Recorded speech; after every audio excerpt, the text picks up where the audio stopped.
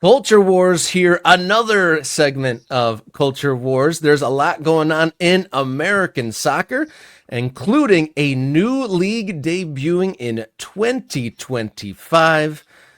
It's called League for Clubs. We're going to find out what it is and why it has been created. To answer that question, we are happy to be joined by one of the founders, Mr. Dennis Crowley. Thank you so much for joining us this morning, Dennis. Hey, how you guys doing? Good to see you. Appreciate So, you making some time, Dennis. Yeah, go ahead, Rob. Sorry, I'm stepping on you. I want to say hi too. well, I was gonna. Well, fair enough. Fair enough. Jason, you're here too, right? All right. Dennis, you are founder of one of the four founding clubs, Kingston Stockade of the League for Clubs. I guess let's start it off. What is the League for Clubs? Yeah, I mean, there's a bunch of us that have been playing in the NPSL for a number of years. I think we're all running great clubs, community-driven clubs, big supporter groups, good brands, good ownership groups. And, we just weren't getting what we needed out of the NPSL. So we decided, hey, let's go and let's start another league. And let's try to bring in the clubs that we love playing with, the clubs that we respect. Let's try to build something that has a little bit of maybe a bigger vision, a bit more inclusive for folks. And really just, build a platform for people that can appreciate trying to build infrastructure in American soccer, right? I think, we don't just look at ourselves as club owners. We're builders, we're entrepreneurs, but we're building things in the American soccer infrastructure. And what we felt like we needed was a much more stronger and much more stable platform to build upon. And so we said, hey, let's just start our own league. And in doing so, we partnered with the folks from the WPSL so we can leverage some of their infrastructure and some of their procedures. And we're actually having a lot of success so far. I mean, it's certainly fascinating. I mean, with the story of American soccer, Dennis, and I know I don't need to tell you this, having owned a club and certainly been very involved in sort of thinking about how we organize and what our future is and whether we could integrate our leagues and do pro rel and all those things. Yeah. But the story of American soccer is new leagues happen every so often. Somebody says, I have a better mousetrap. And I'm not trying to diminish. I think absolutely what you're doing is incredible.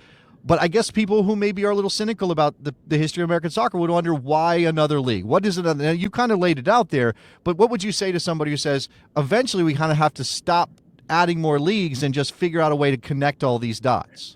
Yeah, I mean, this is a really long, kind of complicated conversation. But I think what really what you want is like just a stable platform with good leadership and a strong vision that's open to hearing voices from people all over the country, right? And so we all joined the NPSL thinking that's what we were doing and that's what we were building, and that changed. And so we said, okay, well, what do? We either run and join other leagues, which is fine, but it felt like conceding a little bit. We said, okay, we can try to build something new. And so I can get it from the outsider's perspective. It's a lot to follow. There's no shortage of drama in lower level soccer. I think the ideal situation would be there's some guidance from the federation about like how all this stuff is going to go together. But in the absence of that guidance, like, hey, you're down in the lower levels trying to create the perfect platform and the most stable platform that you can do. And I feel like that's the work that we're trying to do. I guess what is the one thing that you could pick out that you are differentiating yourselves from the different amateur leagues that play in the spring and summer? I think it's really just like the company that you keep, right? Like we're really not going to be that much different from a schedule point of view or like a structure point of view from say some of the other leagues. But I think if you look at the group that came together to put this, to start the league and put it together, it's a group of individuals that had big dreams and aspirations and vision for what the NPSL, for example, could have been. And we were not able to execute those things as part of that league. And so we said, let's do it on our own. What are those things? Well, I mean, like, let's try to have products for all different types of clubs that want to run all different types of seasons, right? Let's do partnerships with, with some of these really strong regional leagues, right? They don't have to be entirely absorbed, right? They can be feeder systems into ours, right? We don't have to acquire them. We can partner with them. Let's try to use that structure to implement promotion relegation for regional leagues, right? Let's try to create a national footprint, but do so in a way that you can have as many teams as possible, so that travel is really tight. I mean, it's the same story we've been telling for years, right? I remember, like, we at a NPSL board meeting back in like 2019, Sonny from Tulsa and we stood up and it was like, what if, just imagine, like, this league wasn't 80 teams, but it was 200, 300, 500. What would that look like, and what would you do? And that's kind of the vision that we had for, if you could build a place where everyone wanted to go and everyone wanted to play, like, then you could just do whatever everyone wanted to do. You could create any structure you needed, but you had to build something interesting enough that everyone wanted to join. And that is the thing that we were not able to do. And so I feel like what we're trying to do is take those same ideas, that same vision, that same passion, and just apply it to a new platform. And just say, okay, the same ideas, kind of the same cast of characters, but this is the place that we're going to do it now because we weren't able to make it happen in our old spot.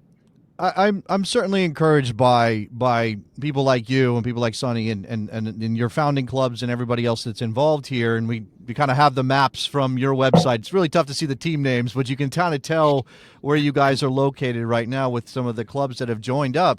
But I talk all the time, Dennis, about how the history of soccer in this country is built on a league-first mentality. Somebody has a business idea, they start a league, and then they go, let's put a team in that city, or let's put a team in that city. It's a franchise model. It really is. And we obviously have people like you who are operating clubs, that obviously aren't in big metropolitan areas, who aren't trying to bring in millions and billions of dollars of revenue, where the notion should be serve the clubs. The clubs should be the instigators, the force behind this. I do appreciate that, and I just I don't know if I have a question here. I just want to acknowledge that my theory about why we are where we are at the professional level, especially, is built on that idea that leagues come before clubs. And I know that you're working at an amateur level, but this is nice to see the other way around. Yeah, there's a lot to unpack here too, right? Like, we always used to think of it as like the leagues are just containers for clubs, right? Like, really, no one should be like a fan of the league. Like, you're a fan of the clubs that are in the league, and then therefore you like that league. It's almost like you've got to remove the ego from the league itself, and there's no shortage of like just ego in lower level soccer. It's kind of the problem, right? Like, ego and aspiration and just short-sightedness, right? So it's like, listen, just make a platform, make it be the platform that people want to play for, and bring people in. And one thing I want to call out is, you use the term franchise. Like, we're not a franchise model, right? It's you're a member of the league. And to be honest, that's one of the things that we really loved about the NPSL back in the day, is that, hey, you're a voting member. Everyone has a say in this. Over time, that became less true of the NPSL. And so we're thinking, okay, well, how do you take that ethos, that member-driven ethos, and put it into something, something new? And that's kind of like the philosophy that we started with. It's also worth noting that, like, when we were all former NPSL clubs. When we left, sometimes the logical choice is, will you join the USL, right? But a lot of our clubs were blocked because of the franchise rules. Right. Like, there's another club in the Hudson Valley. There's other clubs in other parts of the country. Like, you don't have another option. So it's like, well, we need a place to play. Let's make the place where we want to play. Right? Like, it's like, build the league that you want to play in. And if you make that league great, then other people will want to come in and play. And that's just what we're trying to do. So, one thing I also talk about a lot is that, one of the reasons people talk, like, we want to have this integrated pyramid. We want there to be promotion and relegation in America. We want to do what we see in other countries, particularly in Europe. That's the model. Everybody dreams of that. But part of the problem we have is that culturally we don't all pull in the same direction, and there's not enough sort of successful history behind us to hold people into the structures, so that clubs aren't saying, I don't like this, I'm leaving, right? Because if that's an option, and suddenly somebody disagrees with the direction of the league, as you did with the NPSL, then what's holding this all together except your word? And I know contracts are part of it too, Dennis. But so I guess I would ask you, like, how do you guard against the League for Clubs becoming the NPSL in the sense that clubs might not love the direction of the league at one point and decide we're taking our ball and playing somewhere else? Yeah, I mean it's a leap of faith. I think it comes to like I was saying earlier, it's like the company that you keep. The league is going to succeed or fail depending on the types of people that we bring in. Like, are they high quality, high integrity people? And are those people allowed to be in leadership roles? And are those people allowed to succeed in those roles? And if they are not able to succeed, are they held accountable? And then do they be removed and someone else is added in? Right. Just like, I mean, a lot of this is like running a business. Like, I'm a startup person. I've run businesses. You hire people, you hold them accountable. Right. That's just what you do. Like, people get put into roles. They do a job or they don't do their job. You're held accountable. They have reviews. You move on. And like that wasn't happening where we were previously. And so let's make a system where we can do that. And so, like, in terms of pitching clubs, hey, you should join our league. Like, you really just have to kind of trust us and go along for the ride. But you also look at the quality of clubs that we're able to bring in. Like, we haven't even kicked the ball yet, right? We haven't kicked the ball until May. And I think there's a lot that will change after our first season once people say, like, oh, this is a real thing. Like, these are some good teams. This is a really interesting story. There's a lot of momentum here. If when we put this together, like, gosh, can we get 20 clubs? Like, that was one of the things we were, like, one of our North Stars. Like, if we get 20 clubs across a couple different parts of the country, this could really come together. Like, we might see 50 clubs by the time we kick off our season a couple months from now. Like, I was on a call with these guys yesterday, and the numbers are in flux, but like, we're looking, it's probably gonna be somewhere between 40 and 50, and that's a pretty good start for year one. And that's like before you even kick the ball. And that's, I think, people seeing the story that we're telling and kind of comparing it to the other stories that are out there and being like, well, I mean, I'm going to put my chips on this league and this is where I'm going to do the building. And that's exactly what we want. Like, we want to be that platform that people feel comfortable building on top of, bringing their clubs to, being like, I want to park my club here for a number of years, and this is what we're going to do. This story, there's more to be written, obviously, until before the ball kicks off in May. But as you stand here now with us here on Morning Kick Around, what does a successful year one for League for Clubs look like? It's a great question. It's one we should have a call about when on our board meetings here.